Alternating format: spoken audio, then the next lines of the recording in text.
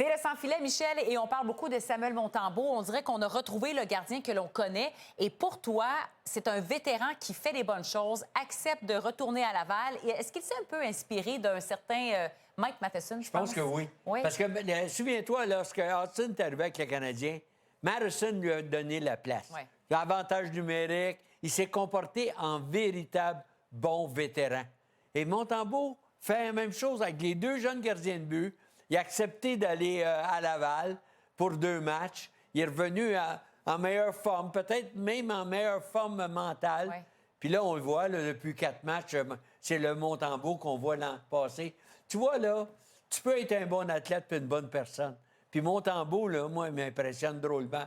Parce que même ses coéquipiers, oui, hier, voulaient gagner le match pour lui. Ouais.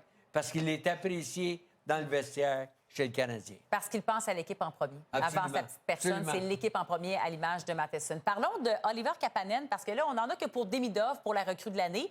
Mais Kapanen, là, il impressionne, il t'impressionne. Dans les 2 derniers matchs, Kapanen aurait pu marquer 4 buts. On parle de Midov comme un recrue de l'année, évidemment. Il va être dans le titre jusqu'à la fin de la saison.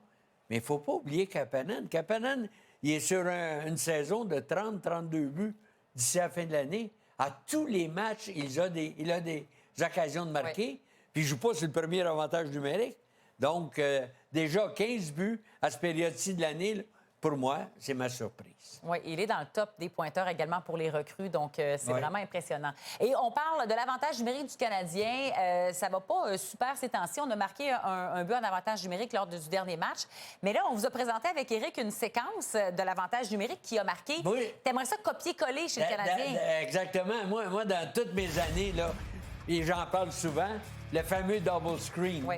le double écran, et on l'a vu ici. Hier, le 5 contre 3 du Canadien, j'aurais aimé qu'il y ait un double écran pour donner la chance aux défenseurs de s'approcher des cercles et de prendre un bon lancer, pas nécessairement un lancer sur réception, mais un bon lancer du poignet. Puis on l'a vu lors du but d'Aline, là, ici. Là. Mais c'est ça, double screen. Le Canadien joue large. Là. Ouais. Tu sais, on est en périphérie, on se fait des belles passes, mais ça prend de bons lancers régulièrement parce que si tu ne lances pas souvent, l'équipe adverse s'ajuste et c'est sûr. plus difficile de marquer. Tu parlais du 5 contre 3, là. Pourquoi on n'a pas vu Lane Hudson? Ben ça, sa décision. Probablement parce que, dû aux insuccès sur l'avantage numérique, on veut placer quelqu'un d'autre sur l'avantage numérique, apporter un changement. Mais d'après moi, Hudson devrait être tout le temps là. Même pour le 2 Quand il y a minutes, tant s'il le faut. d'espace sur la glace. Ben oui, je le sais. Là, mais là, on va avec les résultats aussi. Je pense que Martin, hier, voulait apporter un changement. Dobson a marqué quand même Oui. un but lors d'un double avantage numérique. Mais quand même, moi, je pense que Hudson devrait être en avantage numérique Tout le temps. le plus longtemps Ouais, hein. possible. Je veux t'entendre aussi sur le fait qu'on regarde la saison aller et il y a tellement de matchs qui se terminent en surtemps, prolongation ou en tir de barrage. Est-ce qu'il y en a trop? Est-ce qu'on en a trop? Ben, il y en a trop. Puis la raison principale, c'est il y en a plus. Je pense que, je dirais, 25 des matchs qui vont en prolongation ou en tir de barrage.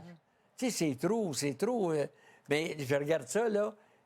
Lorsque le pointage est égal en 3e période, exemple 2-2 avec 10 minutes à jouer, les 2 équipes veulent aller chercher le fameux sûr. point et espérer de gagner soit en surtemps, soit en tir de barrage. Mais pendant 10 minutes, là, on assiste à du jeu extrêmement défensif d'un côté comme de l'autre. Donc, il faudrait repenser au système. Peut-être de donner 3 points à l'équipe gagnante en temps régulier. Ça serait un bon pensée. Bonne idée. Oui, vraiment. Merci, Vas-y. Michel. On pense, ça me fait réfléchir, j'aime ça. Merci.